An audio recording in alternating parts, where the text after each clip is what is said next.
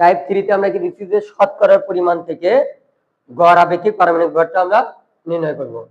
দেখো যেগুলোর শতকরা পরিমাণ দেওয়া থাকবে ওই মৌলের বা ওই আইসোটোপের যে ভরটা থাকবে সেই ভর দিয়ে কি ওই শতকরা পরিমাণকে গুণ করব এবং সবগুলোর যোগফলকে কত দ্বারা ভাগ করব 100 দ্বারা ভাগ করব।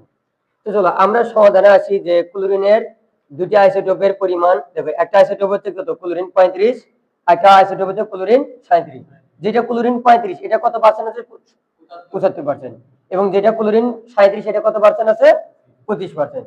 তো বলছে যে ক্লোরিনের গড় আপেক্ষিক পারমাণবিক ভর নির্ণয় করো।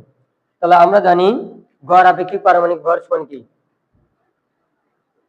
গড় আপেক্ষিক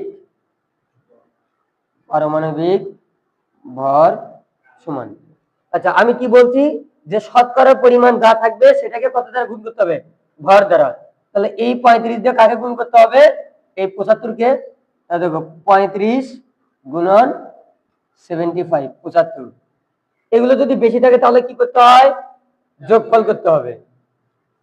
তাহলে যোগ তাহলে এটা দেখো ভর কত আছে 37 গুণন হবে কত বলো তো এটা হবে 25। আর কোন আইসোটোপ আছে নাই। তাহলে এটাকে ভাগ করব কত দিয়ে ফর্মুলা অনুযায়ী 100 দ্বারা। তাহলে শতকরা মানে 100 দ্বারা ভাগ করতে হবে। তাহলে দেখো 75 গুণন 35 কত আসে করো 75 গুণন 35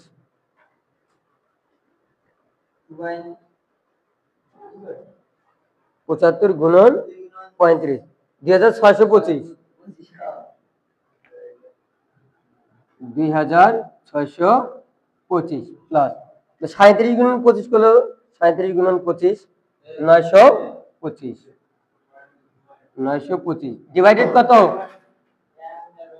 100। তা দেখো 925 আর হচ্ছে 2625 এই দুটো আমাদের যোগ করলে কত হয় দেখো তো 3550 3550 ডিভাইডেড কত 100। তাহলে এটা কত আসবে 35.5। যেহেতু ক্লোরিনের ভর 35.5 তোমরা পড়ছিলে না পর্যায় সারণীতে। তাহলে অতএব ক্লোরিন এর গড় আপেক্ষিক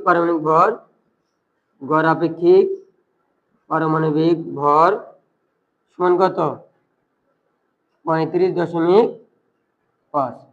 তাহলে দেখছো তোমরা এরকম পড়ছিলা যে ক্লোরিন এটা তো পারমাণবিক সংখ্যা কত 17 কিন্তু এটা ভর কত 35.5। এটা একটু ব্যতিক্রম ছিল না।